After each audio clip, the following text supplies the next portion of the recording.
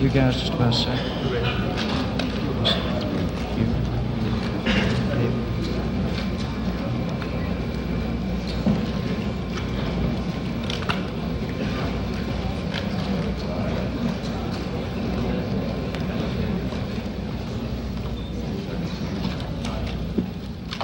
Ladies and gentlemen, welcome to the Manned Spacecraft Center.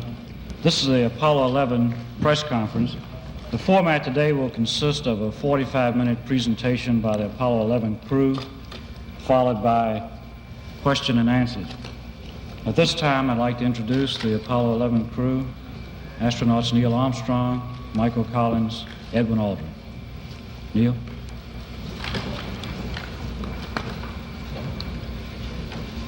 It was our pleasure to have participated in one great adventure. It's an adventure that took place not just in the month of July, but rather one that took place in the last decade. We all here and the people listening in today had the opportunity to share that adventure over its developing and unfolding in the past months and years.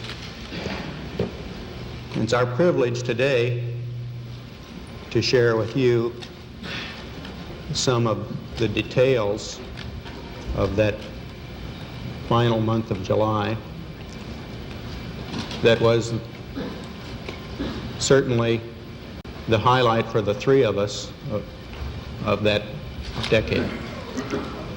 We're going to divert a little bit from the format of past press conferences and talk about the things that interested us most, in particular the things that occurred on and about the moon. We will use a number of films and slides which most of you have already seen, and with the intent of pointing out some of the things that we observed on the spot which may not be obvious to those of you who are looking at them here from the surface of Earth.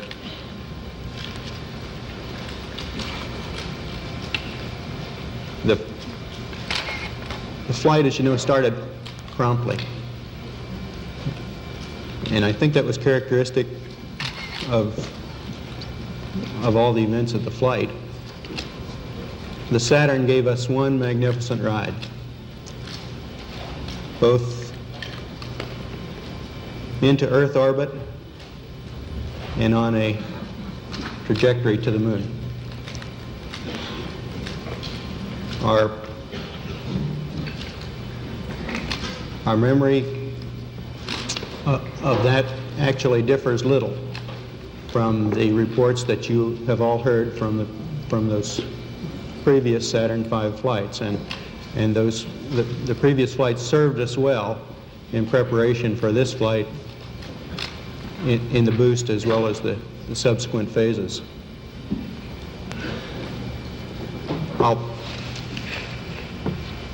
We would like to skip directly to the translunar coast phase and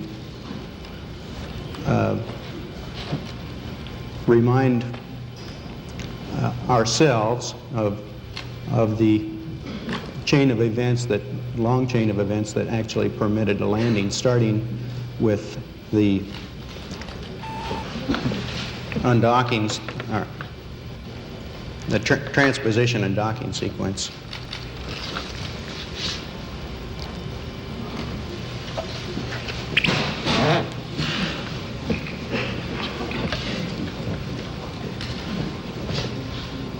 This was our first look at the magnificent machinery which had been behind us up until this point, the booster. Of course, the first and second stages had long since separated, but this shows the LEM nestled inside the third stage, the S4B, after the translunar inject burn. This maneuver was an interesting combination of manual and automated techniques in that we programmed the onboard computer to make the turnaround, and then these final maneuvers were made completely manually. As I approached the LEM, I had an easy time because I had a docking target, which is not too clearly visible here, which allowed me to align the probe and the drogue, which is the dark spot you see on the upper right. During this time, I also checked out the proper vehicle response to my stick inputs, and here shortly you'll see the actual docking somewhat speeded up. There's the point of contact, and in just a second you'll see a second, right there, a second small indication of the retract cycle when the 12 docking latch is made.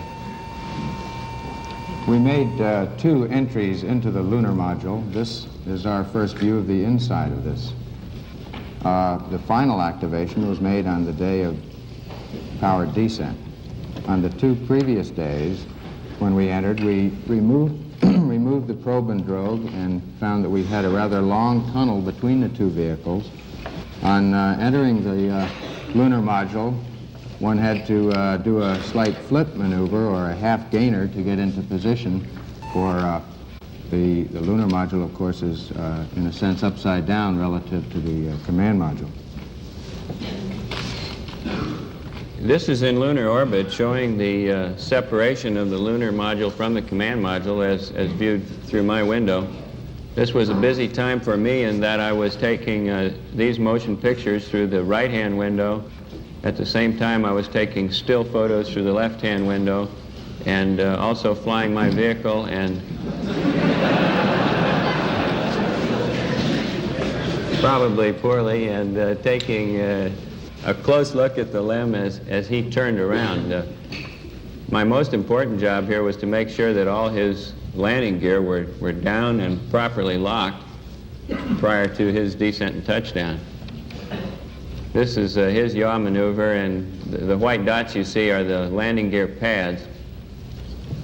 This gives you a better idea of the detail available with the 70 millimeter. Of course, this is a still, and shows the LEM either right side up or upside down. I'm not sure which. It looks more like, to me, it looks more like a praying mantis than it does a first-class flying machine in this view, but it was a beautiful piece of machinery. The landing gear are at the top, and you can see the probes which indicate lunar contact as thin wires extending upward from the landing gear. Of course, before we could undock, as is shown in this picture, we had to complete the activation. Now, the day before we undocked, we entered the LEM and went through an entire switch configuration check, and we exercised the various communication modes. In retrospect, since we did have a little bit of communication problems on the following day during powered descent, we would recommend that we might make a more thorough check of this on the day before descent. On the day that we did finally enter the LEM for the landing maneuver, we went through a staggered sequence of suiting, and we found that with all the simulations that we had run back here in Houston, or with Houston tied with our simulations in the Cape, that we were quite confident that we would be able to complete this LEM activation in the given time period, which was approximately 4 hours. We managed to get 30 minutes ahead of the time, and it allowed us to get a more accurate platform alignment check at one point.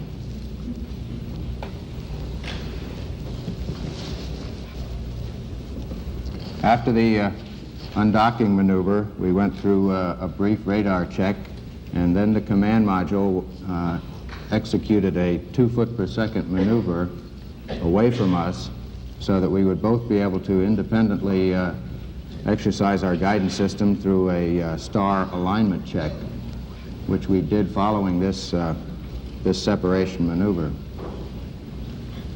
Now, this occurred in a vicinity close to the landing site, and you can see at this point the command module is traveling right over the center of our targeted point. He's approaching now what we call the cat's paw.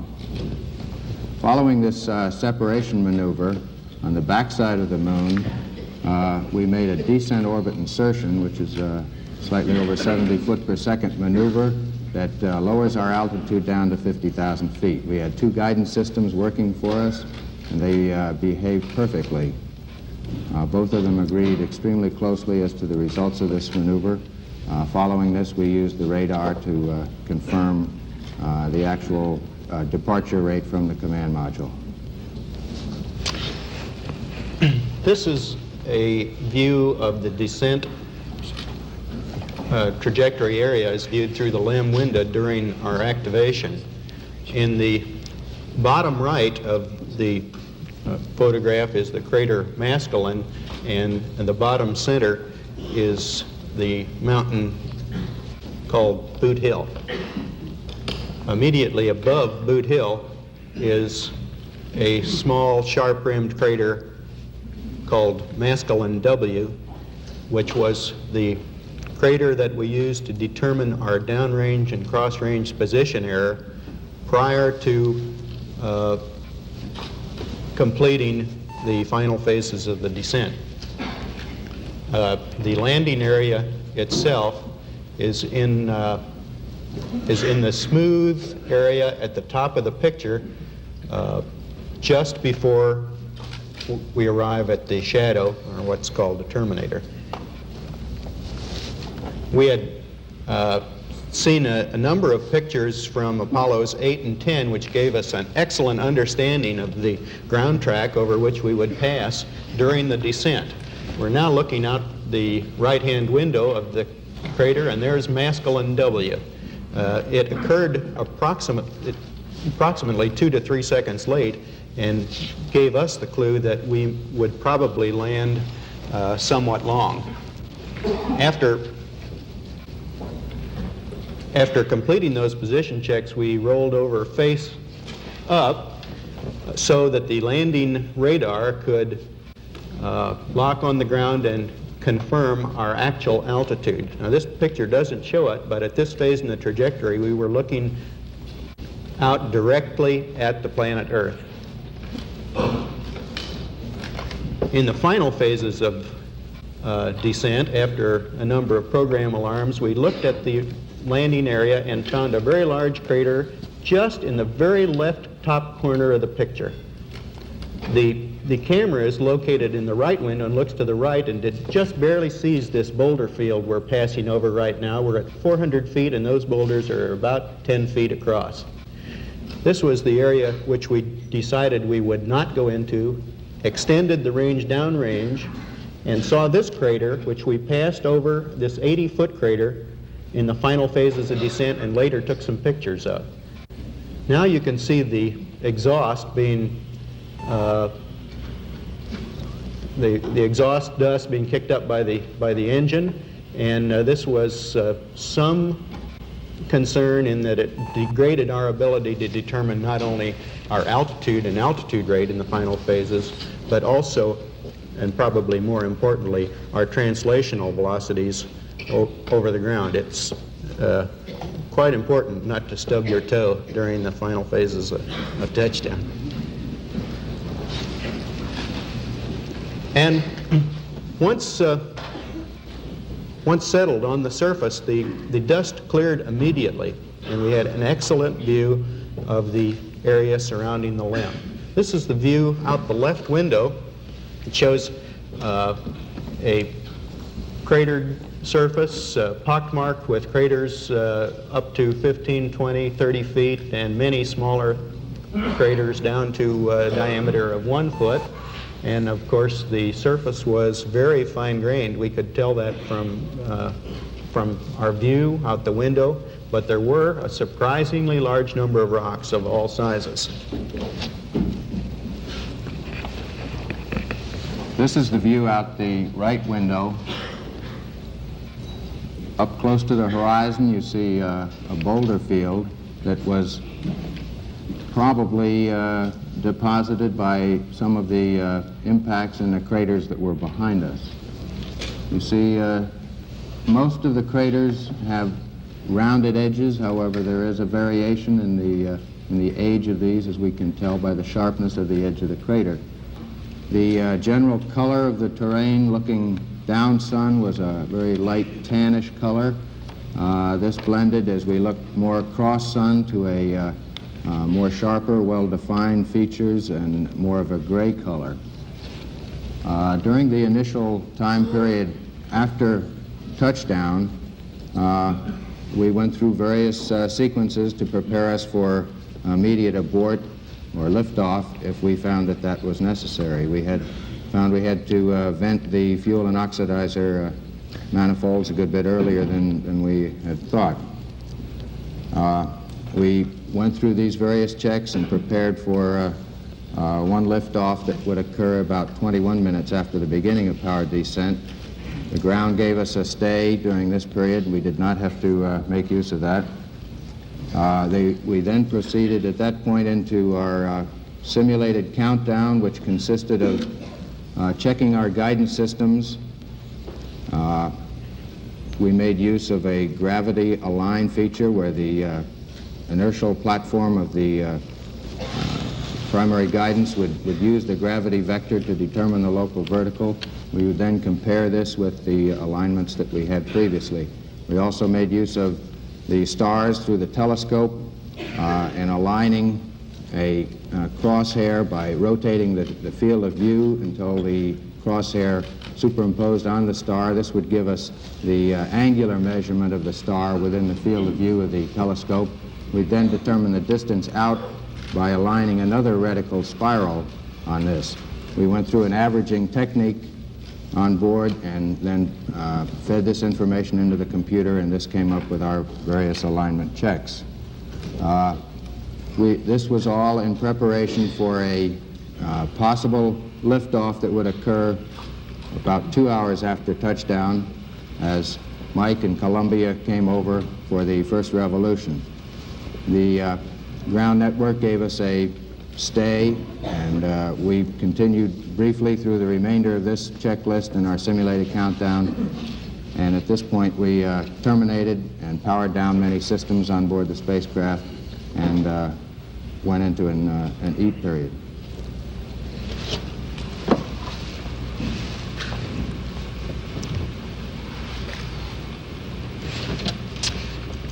A number of experts had, prior to the flight, predicted that a good bit of difficulty might be encountered by people attempting to work on the surface of the moon due to this variety of strange atmospheric and gravitational characteristics that would be encountered. It was, in fact, in our view, preferable both to weightlessness and the Earth's gravity.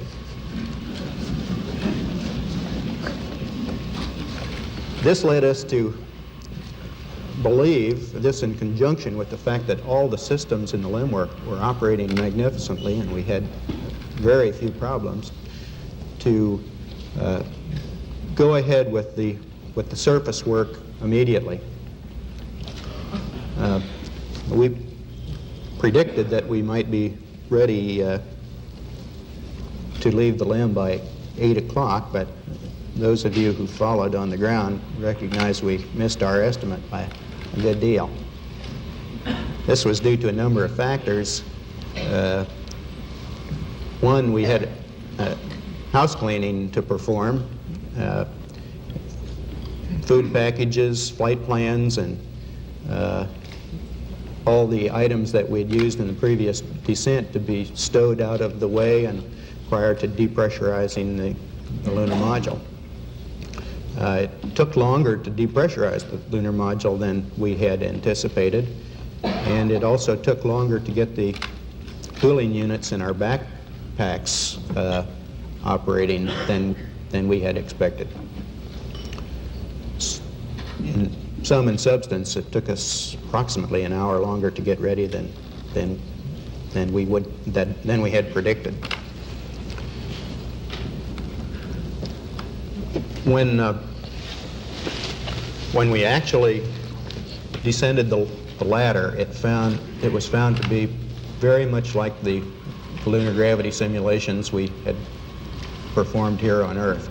And no difficulty was encountered in descending the ladder. The last step was about 3.5 feet from the surface, and we're somewhat concerned that we might have difficulty in re-entering the limb at the end of our activity period, so we practiced that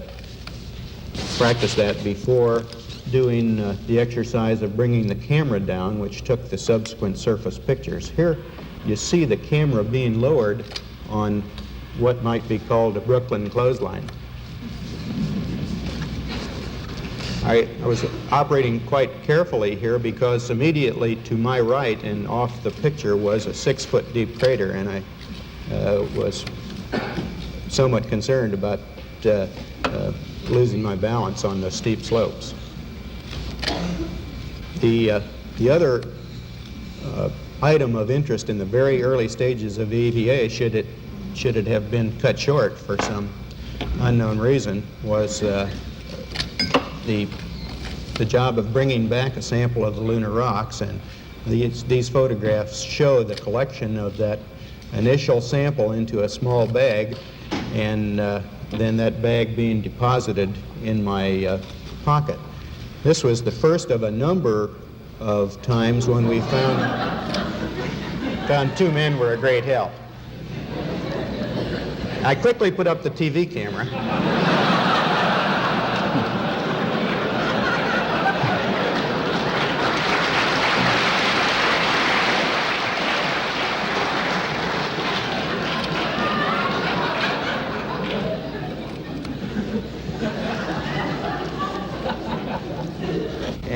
And then, more leisurely, but Buzz and I joined together to erect the American flag.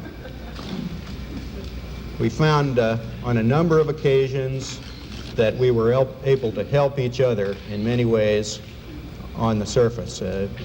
You probably recall the times that I got my foot caught in the television cable, and Buzz was able to help me extract it without falling down.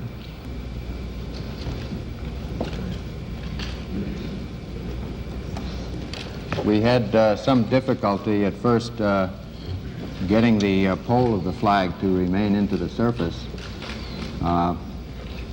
In penetrating the surface, we found that most objects would go down about 5, maybe 6 inches, and then it would meet with a gradual resistance. At the same time, there was not much of a supporting force on either side, so we had to lean the flag back slightly in order for it to maintain this position. So many people have done so much to give us this opportunity to place this American flag on the surface. To me, it was one of the prouder moments of my life to be able to stand there and quickly salute the flag. The rest of the activity seemed to go very rushed. There were a lot of things to do, and we had a hard time getting them finished.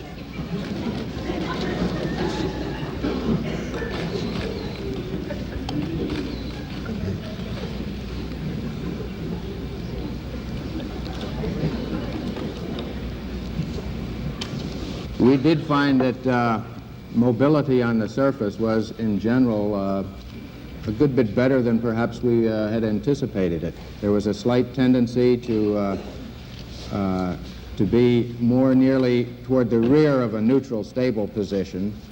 Balance seemed to be quite easy to identify, and as one would lean a slight bit to one side or the other, it was very easy to identify when this loss of balance was approaching.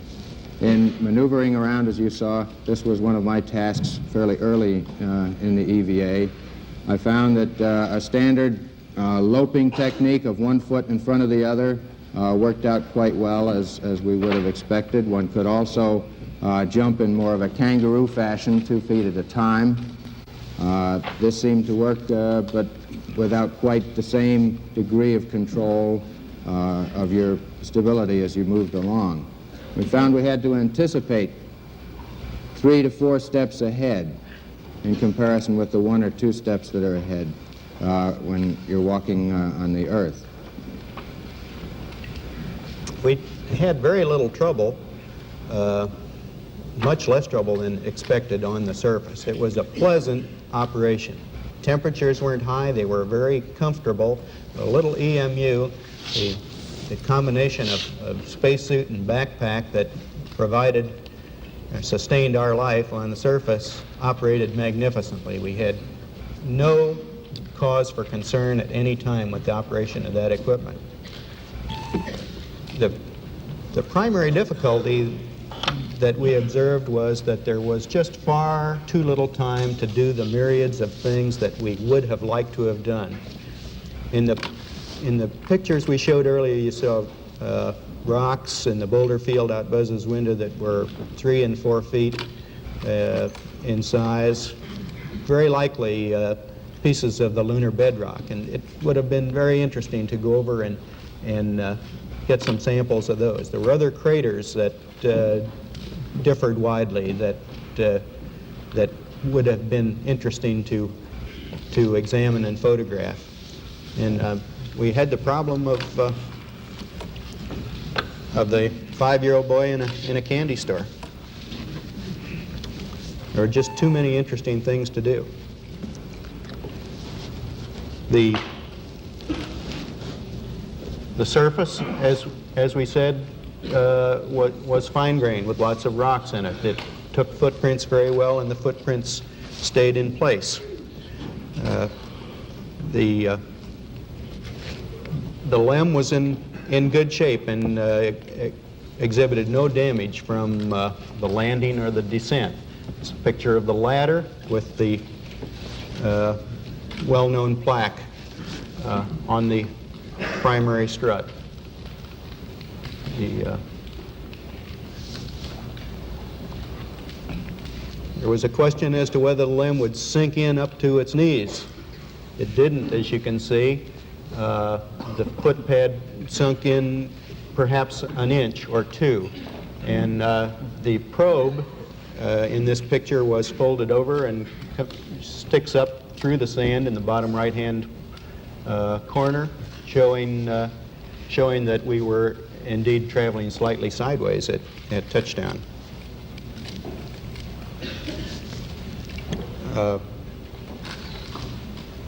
There were a wide variety of surfaces. Here Buzz is standing in a small crater, and it gives a very good picture of the rounded rims of the what we believe are very old features.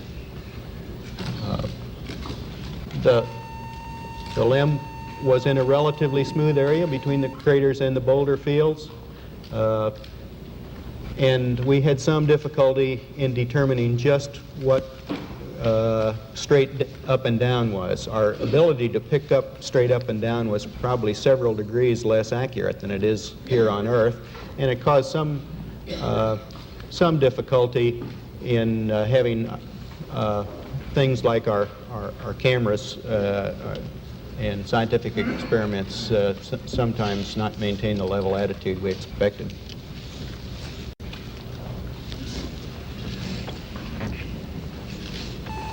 The two experiments that you saw in a previous picture were deployed in a scientific equipment bay.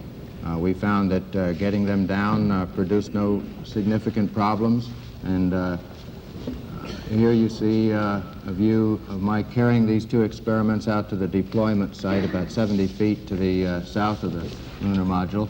You have a very good view of the varying depths of this upper surface layer. You see that along the crater rim, the small crater rim off to my left, along this the upper surface appears to be about 2 to 3 inches, and the subsurface has a slope that is rather ill-defined, and one has to be very careful in threading your way around these very small craters. Any long excursions, I feel, would take a good bit of attention as you're moving along to avoid walking along or down the slope of some of these smaller craters.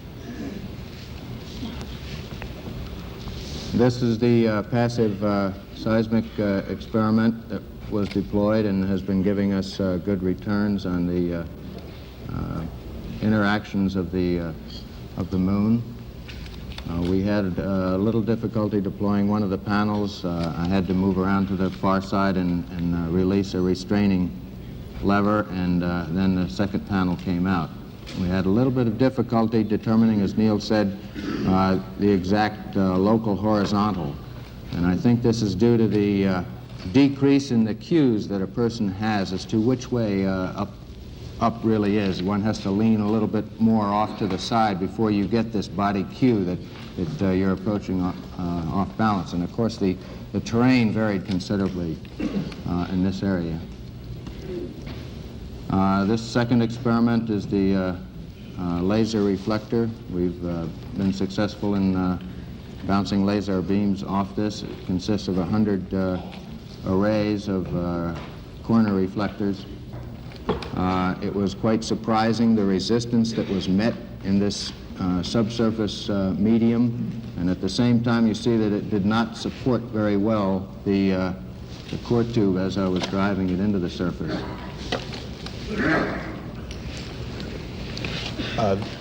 This is a close, a double picture. It's actually a stereo picture of fine particulate material in the moon. This is taken from a glass, and the analysis of the cause for that characteristic is of extreme interest to the scientific community.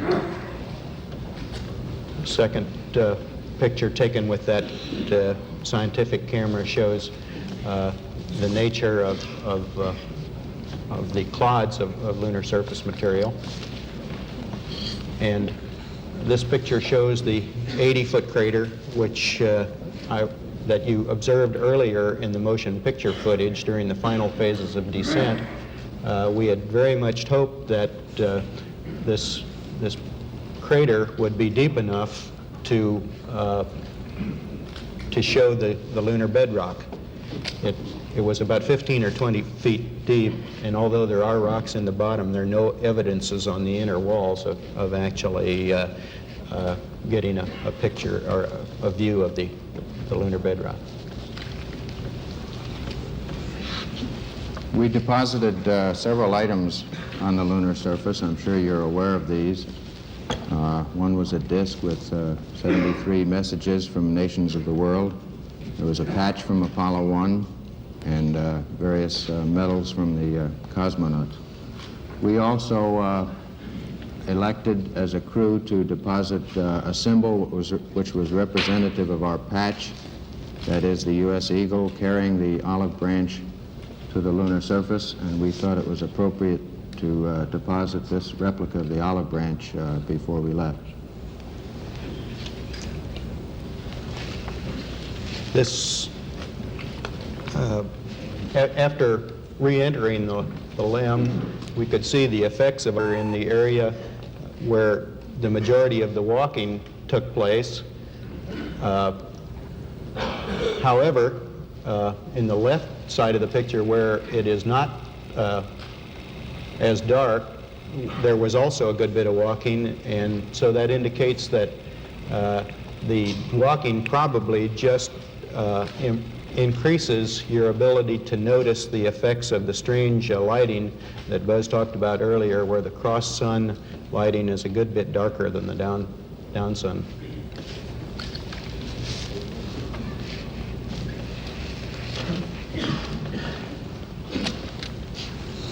Following the EVA, we had a sleep period, which, in a word, didn't go quite as well as we thought it might. We found it was quite difficult to keep warm when we pulled. Rather difficult for us to sleep. You see, mounted in the right-hand window, the 16-millimeter camera as it was mounted for taking the pictures on the surface. Following the sleep period, as we're approaching the liftoff point, we progressed with a gradual power-up of the lunar module, which included another star alignment up in front of the instrument panel. It was used to record the various messages that were sent up to us, the whole host of numbers for the particular maneuvers that were coming up that we would copy down. We'd log these on that sort of a data sheet.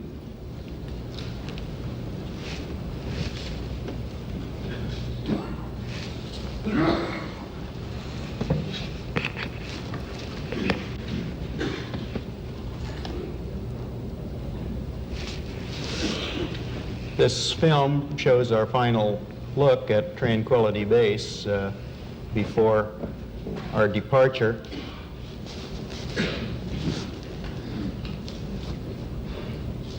And the ascent was a great pleasure. It was very smooth. We were very, very pleased to have that engine light up.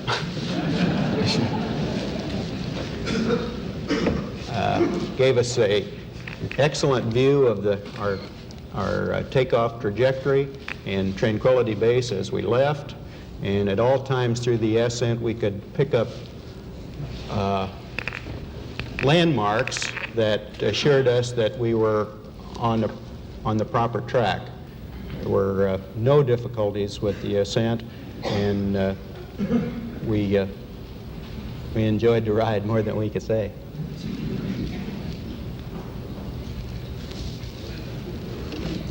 Both guidance systems agreed very closely when we were finally inserted into orbit. I believe there was something on the order of a half a mile or 7/10 of a mile difference in the apogee in the resulting orbit. Following an alignment check after insertion into orbit, we proceeded with gathering radar data of relative positions between the two vehicles. The solution for the first sequence of rendezvous maneuvers was extremely close and agreed very closely with the value that the ground had given us. The surprising feature of this rendezvous, many of us were expecting a fairly large out-of-planeness due to perhaps some misalignment in azimuth on the surface. We were expecting somewhere up to maybe 20 or 30 feet per second out-of-plane velocity. We found that we didn't even have to make use of a particular out-of-plane maneuver that had been inserted between two other sequential maneuvers.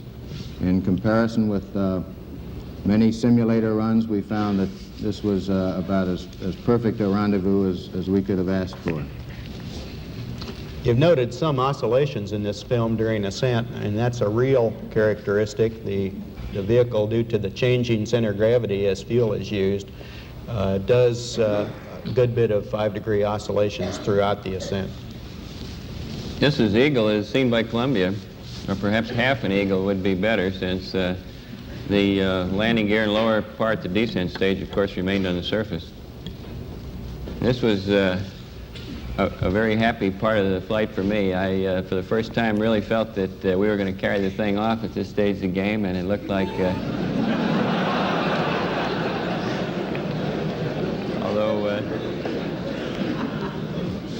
although we were far from home, we were a lot closer to it than the pure distance might indicate.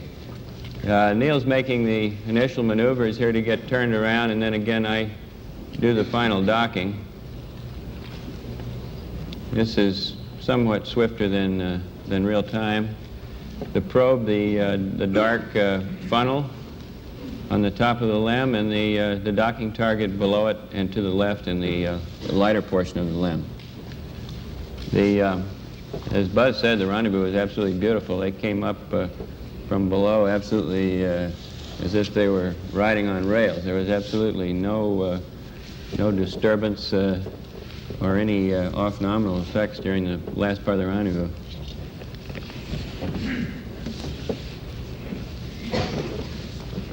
Upper right, you can see the RCS quads, and down below the various antenna and other protuberances. This gives you some idea of the rough terrain available on the moon. Of course, the Maria on the front side are smoother than this, but in general, the back side of the moon is quite rough. And I have, in general, just a series of slides, which, in the interest of time, I'm not going to dwell on. But I just like to point out that we did take a number of pictures. I believe from Columbia we took probably 1,000 stills.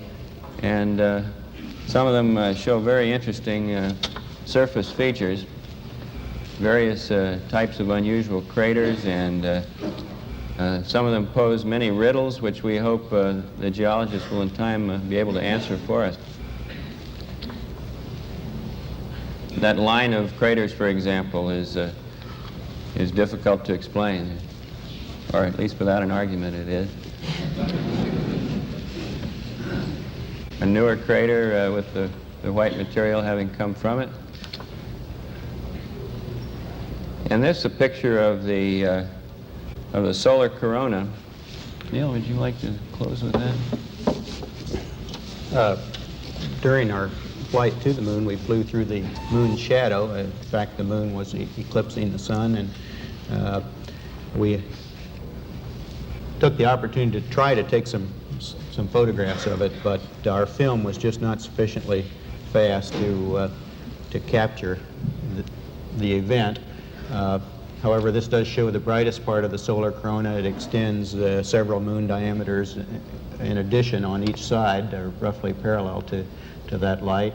But the striking thing to us as observers was not the solar corona, but the moon itself. Of course, it was dark, unilluminated by the sun, but it was illuminated by the Earth. And at this relatively close range, it had a decided three-dimensional effect and was undoubtedly one of the most impressive sights of the flight. As we left the moon after a successful TEI, this is the view that we observed. I think that, at least from where I sit here on the stage, the colors that you see there are quite close to being actually representative of the moon as seen from that distance. We were sorry to see the moon go, but we were certainly glad to see the Earth return. We took a large number of photographs of the Earth on the way out and back, and had our wristwatches set on Houston time. An interesting use can be made of that. If you were looking at this picture and you looked at your watch and your watch said 7 o'clock in the evening, then you'd know that Houston is about 7 o'clock from the evening, and it's about an hour away from sunset. So it would be about 1/24th of an Earth circumference away from the shadow, which is just about 15 degrees there. So at any time, by looking at a wristwatch and looking down at the Earth, we knew what was underneath the clouds, and it aided us in some ways in picking out what we should be seeing. We could see a large number of details on the Earth's surface, certainly all the continents and islands and details, many of which you followed perhaps in our discussions over the radio communications. But it was interesting to us to find out how well we could observe weather patterns on not only the worldwide scale, which you see here, but in specific localities. This particular shot does show the coast of North America, the equatorial cloud layers, what we think is probably an intertropical convergence zone, and cirrus clouds over the Antarctic.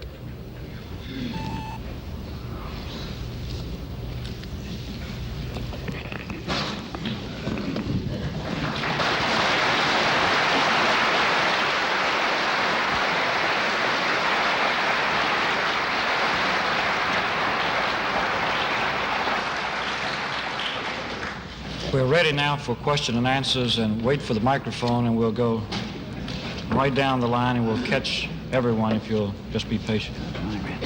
Tom will too.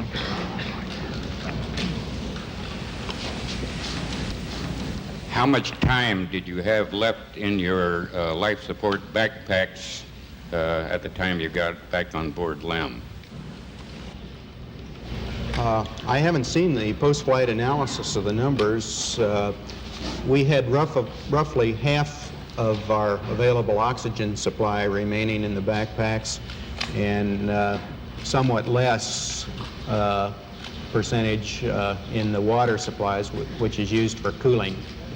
Of course, particularly on our first experience with the use of that backpack on the lunar surface, we were interested in conserving a good bit of margin in case we had difficulty with closing the hatch or repressurizing the LEM or had any difficulties with getting the systems operating again in the normal fashion inside the cockpit. Colonel Aldrin and Mr. Armstrong, when President Nixon made his phone call to you on the moon, it looked like the two of you suddenly stopped doing everything and stood there and listened and talked to him. It looked there for a moment like you might have been a little bit aware of what was going on. You weren't busy. Was there ever a moment on the moon when either one of you were just a little bit spellbound by what was going on? About 2.5 hours.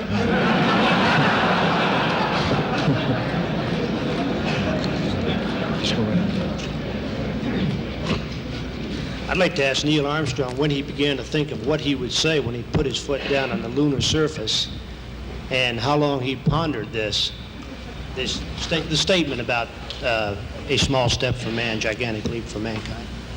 Yes, I did think about it.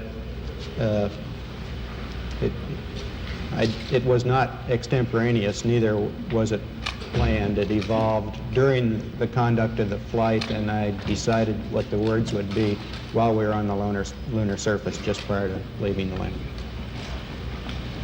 I'd like to ask Neil Armstrong and Buzz Aldrin, and I'm not quite sure how to ask this question, but when you first stepped on the moon, did it strike you as you were stepping on a piece of the Earth, or sort of what your inner feelings were, whether you felt you were standing in a desert, or this was really another world, or how you felt at that point?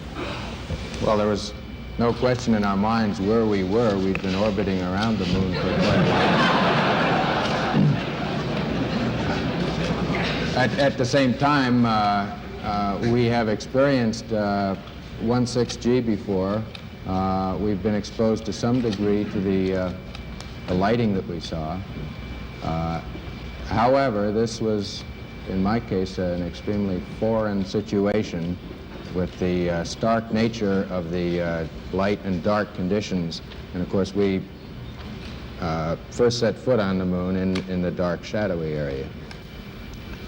It's a stark and strangely different place, but it looked friendly to me, and it proved to be friendly. Some people have criticized the space program as a misplaced item on a list of national priorities. I'd like to ask any of the astronauts, how do you view space exploration as a relative priority compared with the pressing needs of the domestic society and the world community at large?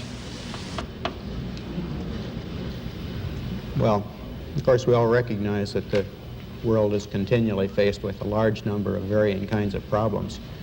And it's our view that all those problems have to be faced simultaneously. It's not possible to neglect any of those areas, and we certainly don't feel it's our place to neglect space exploration. There was a lot of discussion during the flight, during the power descent portion of the flight, about the program alarms and so forth. And I wondered if you all could describe your thoughts on the subject, how it went, and what advice you might have to offer the crews of Apollo 12 and subsequent flights for this portion of the mission. Well, I think we pretty well understand what caused these program alarms. It was the fact that the computer was in the process of solving the landing problem, and at the same time we had the rendezvous radar in a powered-up condition, and this tended to add an additional burden to the computer operation. Now, I don't think that either the ground people or ourselves really anticipated that this would happen. It was not a serious program alarm. It just told us that for a brief instant the computer was reaching a point of being over-programmed or having too many jobs waiting for it to do. You know, a computer continually goes through a wait list of one item after another, and this list was beginning to fill up, and the program alarm came up. Unfortunately, it came at a point when we did not want to be trying to solve these particular problems, we wanted to be able to look out the window to identify the features as they came up so that we would be able to pinpoint just where in the landing ellipse the computer was taking us. I suppose was carrying on a rapid-fire conversation with the computer at that point, but I think we really have to give the credit to the control center in this case. They were the people that really came through and helped us and said, continue, which is what we wanted to hear. Gentlemen, you're about to take some tours, and I wonder what your feelings are. Is that perhaps the most difficult part of the mission, or are you looking forward to it? Well, certainly the part that we're least prepared to handle.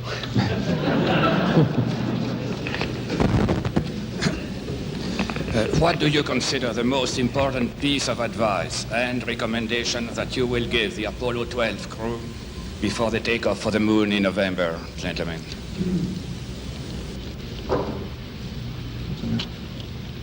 I didn't hear the first part. The recommendations for 12 on which page? Will be the most important piece of advice or recommendation for the Apollo 12 crew. I think we can say that overall we wouldn't change the plan that we used or the plan that they intend to use. Now, there are a large number of individual details which we think could stand improvement, and we have had the opportunity in the past couple of weeks to go over those details and with the crew members and various people from around the program. In general, I'd say that we wouldn't recommend any major changes to the plan. Will you recommend any changes in procedures for the moonwalking and exploration procedure? And did you find that your suits were mobile enough in view of the changes, or would you recommend further mobility features for them for operation on the moon? Well, one gets used to the type mobility that your suit affords you. And of course, we would like to always have more and more dexterity with arms moving and fingers moving. These things are under study. Of course, the Apollo 12 mission will have two different periods of EVA, one early in the mission and then sleep period, and then another EVA following that. We've in general looked at their plans and talked to them about the duration. We talked to them about a brief period at the beginning of their EVA for their familiarization with the EVA, the 16G environment. I don't think we have any particular recommendations for how they should change their mission. It is a continuing evolvement of EVA capability and scientific exploration that they're undertaking on that flight. I'd like to ask Colonel Aldrin if you'd elaborate a little bit on your comment earlier about having to anticipate where you were going to walk 3 or 4 steps in advance as compared to just 1 or 2 on Earth. Did you mean that in respect to avoiding craters or deep pits or what? Well, I mean it with respect to the inertia that the body has in moving at this rate of 5 to 6 miles an hour that we found to be fairly convenient. Due to the reduced force of gravity, your foot does not come down so often, so you have to anticipate ahead and control your body movement.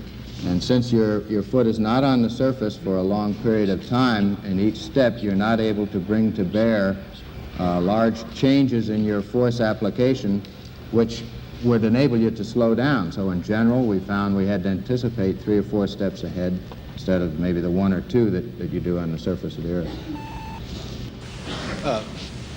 You're now national heroes, and you've had a couple of weeks in isolation in the LRL to think about that.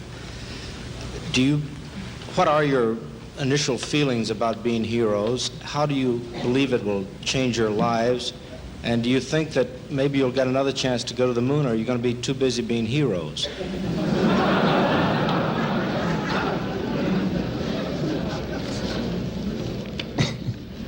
No, probably get an answer to that question. I might have to spend as long preparing as we had to prepare for Apollo 11.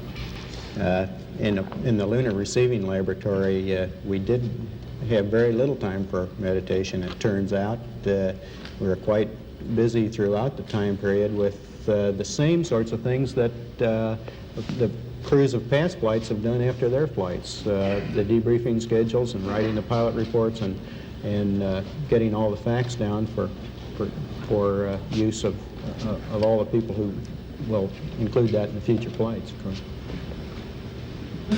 I'm struck from the movies and the still pictures by the difference in the very hostile appearance of the moon when you're orbiting over it or some distance from it, and the warmer colors and the apparently relatively more friendly appearance of it when you're on the surface. I'd like to ask Colonel Collins if he gets that same impression from the pictures, and the two of you who were on the moon, what impression you have along those lines. Well, the moon changes character as the angle of sunlight striking its surface changes. At very low sun angles, close to the terminator, or dawn or at dusk, it has the harsh, forbidding characteristics which you see in a lot of the photographs. On the other hand, when the sun is more closely overhead, a midday situation, the moon takes on more of a brown color, it becomes almost a rosy-looking place, a fairly friendly place, so that from dawn through midday through dusk, you run the whole gamut of it. It starts off very forbidding, becomes friendly, and then becomes forbidding again as the sun disappears. Neil, were you and Buzz, did you have the feeling you were getting a little low on fuel during the landing? Were you concerned at that point about being low on fuel? And the second part of it, I suppose, for Buzz is, out of your experience, how tough do you think pinpoint precision landings will be on the lunar surface on future flights? Okay, yes, we were concerned about running low on fuel, and the range extension that we did to avoid the boulder field and craters, we used up a significant percentage of our fuel margins, and we were quite close to our legal limit.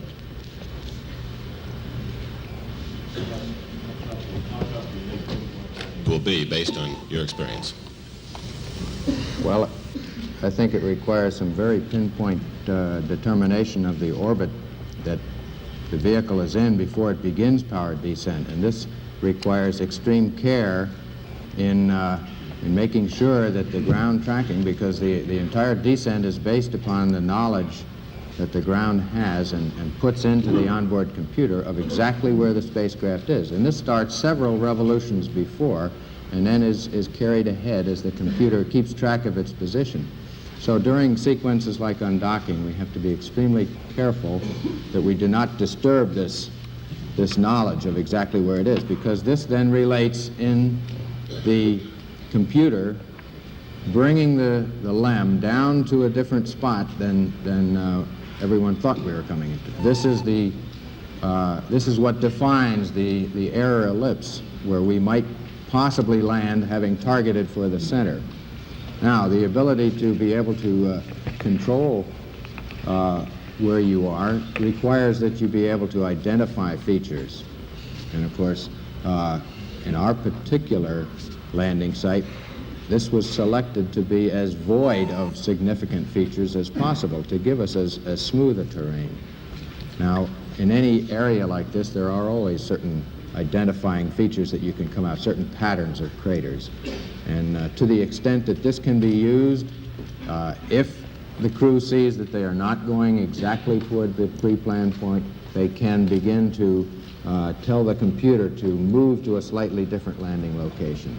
Now, this can occur up in the region of 5,000 to 6,000 feet.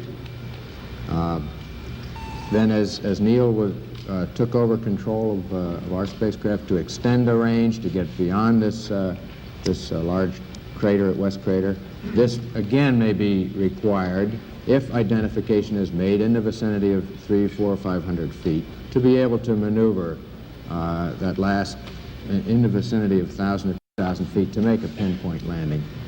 But so much depends on the early trajectory, the ability to then redesignate, and the final manual control. For Mr. Armstrong and more on the landing, Did at any time you consider an abort while you were getting the alarms and so forth? Well, I think that in simulations we have a large number of failures, and we're usually spring-loaded to the abort position. In this case, in the real flight, we're spring-loaded to the land position.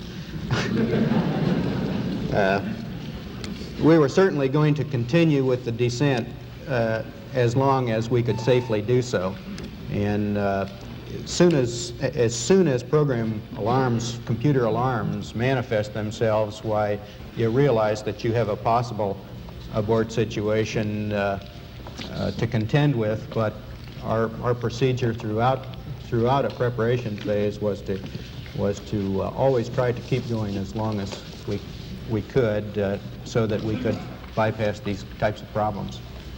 The computer was continuing to issue guidance throughout this time period and was continuing to fly the vehicle down in the same way that it was programmed to do. The only thing that was missing during this time period is that we did not have some of the displays on the computer keyboard, and we had to make several entries at this time in order to clear up that area.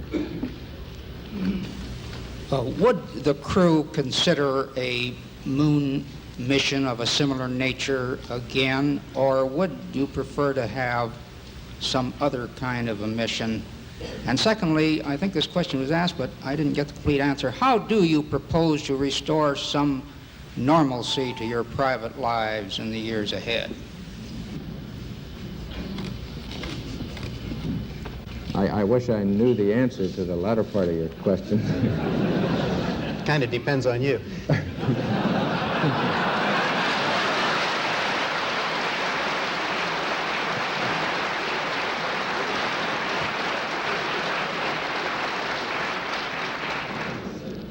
But I think the landings of the type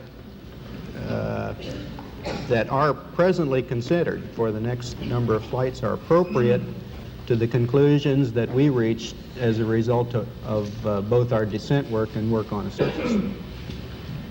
And I would certainly hope that we are able to investigate the variety of types of landing sites that they hope to accomplish. I have two brief questions I'd like to ask, if I may. When you were carrying out that incredible moonwalk, did you find that the surface was equally firm anywhere, or were there harder and softer spots that you could detect? And secondly, when you looked up at the sky, could you actually see the stars and the solar corona in spite of the glare? The first part of your question, the surface did vary in its thickness of penetration. Somewhere in rather flat regions, the footprint would penetrate perhaps a half an inch or sometimes only a quarter of an inch and gave a very firm response. In other regions near the edges of these craters, we could find that the foot would sink down maybe 2, 3, possibly 4 inches. And in the slope, of course, the various edges of the footprint might go on up to 6 or 7 inches, and compacting this material would tend to produce a slight sideways motion as it was compacted on the material underneath it. So we feel that you cannot always tell just by looking at the terrain what the exact resistance will be as your foot sinks into a point of firm contact. So one must be quite cautious in moving around in this rough terrain. We were never able to see stars from the lunar surface or on the daylight side of the moon by eye without looking through the optics. I don't recall during the period of time that we were photographing the solar corona what stars we could see. I don't remember seeing any. Neil, you were a little bit concerned, you said, about stubbing your toe at the point of landing because the surface was obscured by dust. Do you see any way around that kind of problem for future landings on the moon?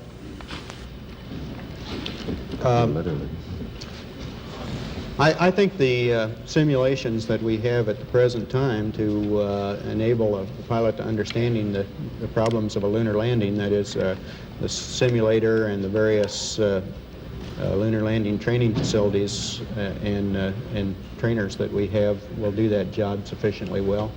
Above that, I think it's just a matter of pilot experience.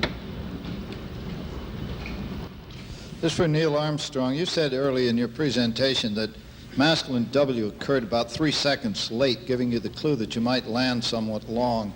Now, this was before you got to Highgate, so that it had nothing to do with maneuvering to find a suitable place to land. I'm wondering what would have caused this 3 seconds late. Did it have something to do with the time that you began powered descent, or what? Well, the time that we started powered descent was the planned time, but the question is, where are you over the surface of the moon at the time of ignition? And where that point is largely determined by a long chain of prior events. Tracking that's taken place several revolutions earlier, the slight maneuvers that have been done in checking out the reaction control systems, the undocking and the ability to station keep accurately without ever flying very far away from where the computer thinks you ought to be at that time. And of course, the little bit of dispersions in the maneuvers, such as the DOI burn on the backside of the moon, that were not quite properly measured by the guidance system. Now, each of those things will accumulate into, in effect, an error, a position error at ignition, and there is no way of compensating until you get to final phase for that error.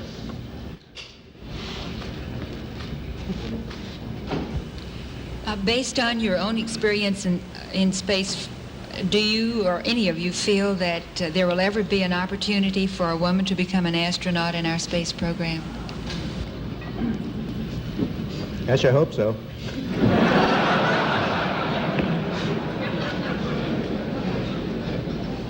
I'd like to refer back to something that Neil Armstrong said a while back, that there was so much out there you would like to have done. As it was, you ended up a considerable number of minutes behind schedule. Is that because the schedule was overloaded for the EVA, or can we expect all astronauts, when they reach the moon for the first time, to enjoy themselves and spend as much time doing so as you seem to? We plead guilty to enjoying ourselves.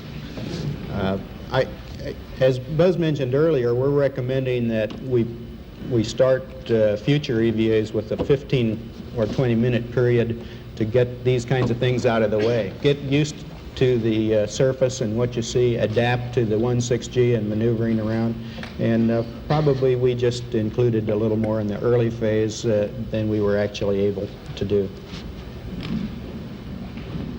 Two questions. Where did the weird sounds, including the sirens and whistles, come from during the trans-Earth coast? I believe ground control had asked for an explanation, saying it had come from the spacecraft. Secondly, I understand although low-angle lighting caused no problem walking around, there was a problem seeing obstacles in time when traveling at high speeds. I understand this might indicate the need for a flying machine rather than a rover for a long-distance lunar surface travel. Can you explain this? We're guilty again. We sent the whistles and bells. We had a little tape recorder, which we used to record our comments during the flight. In addition, play music in the lonely hours. And we thought we'd share that with the people in the control center.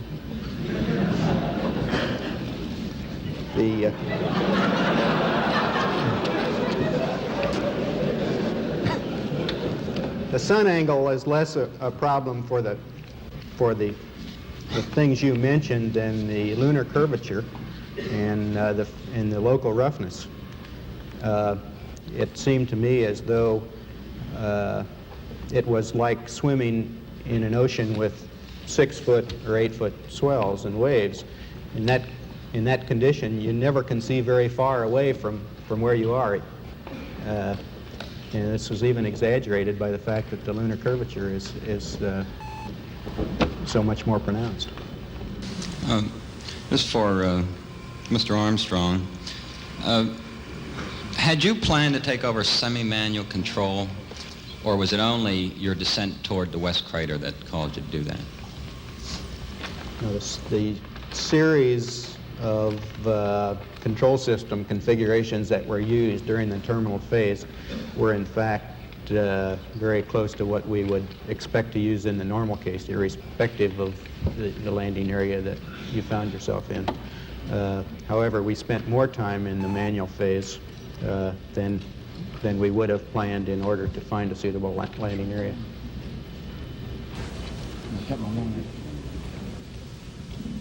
Many of us and many other people in many places have speculated on the meaning of this first landing on another body in space. Would each of you give us your estimate of what is the meaning of this to all of us?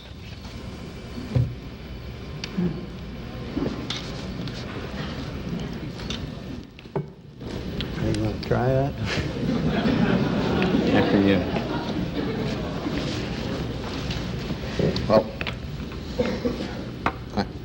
I believe that what this country set out to do was something that was going to be done sooner or later, whether we set a specific goal or not. I believe that from the early space flights, we demonstrated a potential to carry out this type of a mission. And again, it was a question of time until this would be accomplished. I think the relative ease with which we were able to carry out our mission, which of course came after a very efficient and a logical sequence of flights, I think that this demonstrated that we were certainly on the right track when we took this commitment to go to the moon. I think that what this means is that many other problems perhaps can be solved in the same way by taking a commitment to solve them in a long time fashion. I think that we were timely in accepting this mission of going to the moon. It might be timely at this point to think in many other areas of other missions that could be accomplished.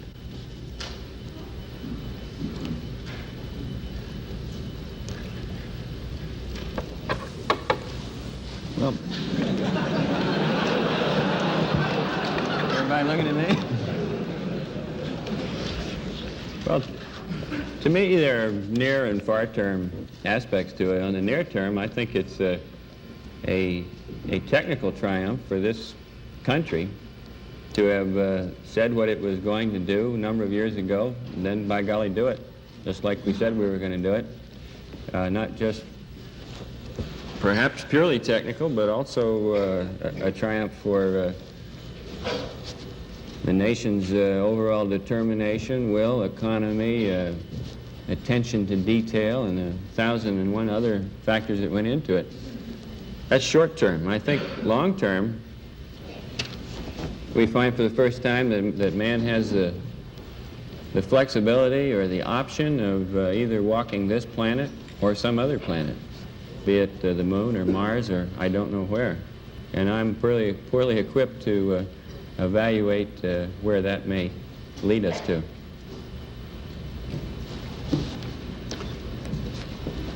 I just see it as a beginning, not just this flight, but in this program, which has really been a very short piece of human history, an instant in history, the entire program. It's a beginning of a new age. Neil, how much descent fuel did you have left when you actually shut down?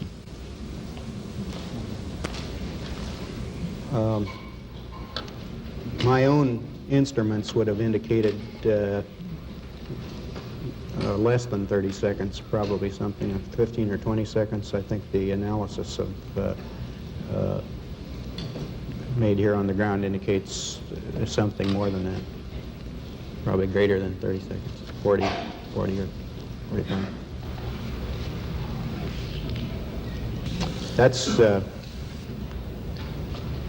That's a good, that sounds like a short time, but it really is quite a lot.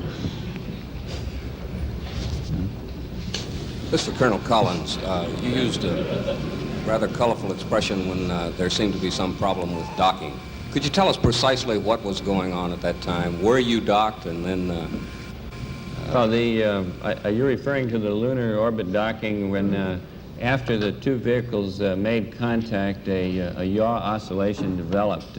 This oscillation covered perhaps 15 degrees in yaw over a period of 1 or 2 seconds, and was not normal. It was nothing that any of us had expected.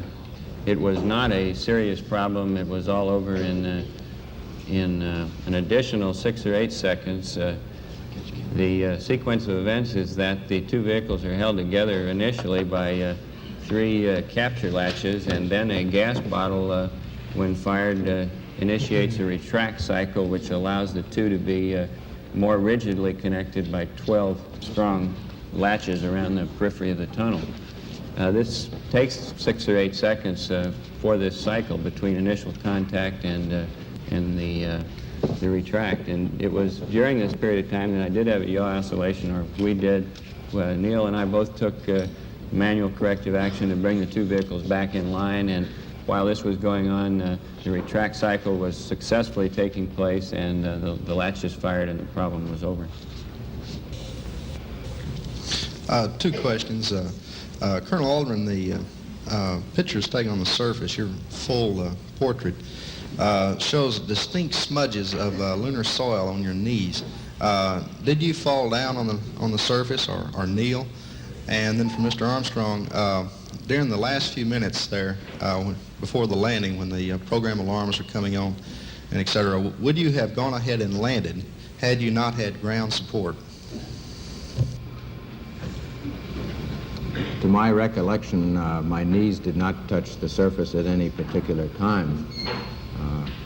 We did not feel that we should not do this. We felt that this would be quite a natural thing to do, to recover objects from the surface, but at the same time, we felt that we did not want to do this unless it was absolutely necessary. We found quite early in the EVA that the lunar surface material did tend to adhere considerably to any part of the clothing. It would get on the gloves and would stay there.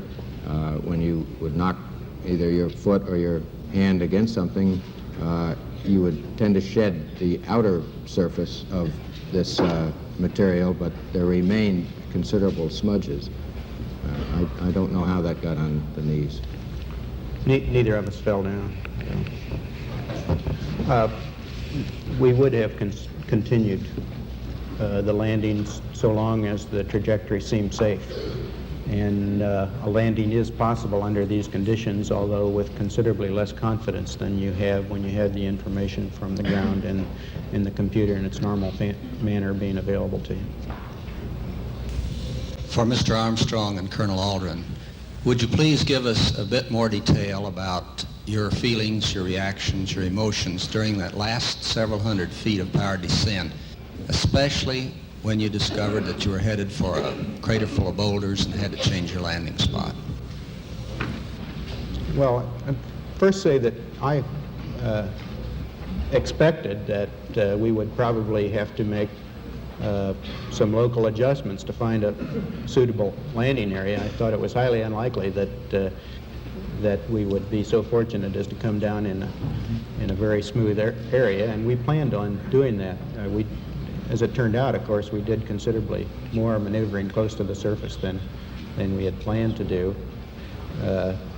And the terminal phase was absolutely chock full of my eyes looking out the window and Buzz looking at the computer and information inside the cockpit and feeding that to me. That was a full-time job.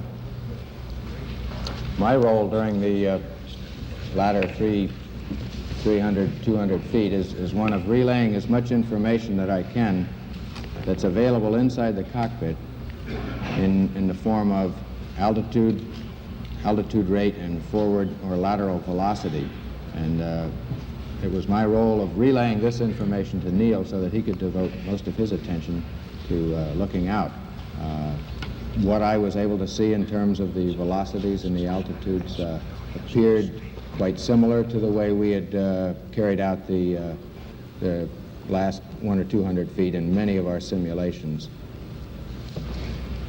We are going to end here. We would appreciate it very much if you would remain seated so the crew could leave. They want to be at the luncheon at 1 o'clock, just slightly ahead of you.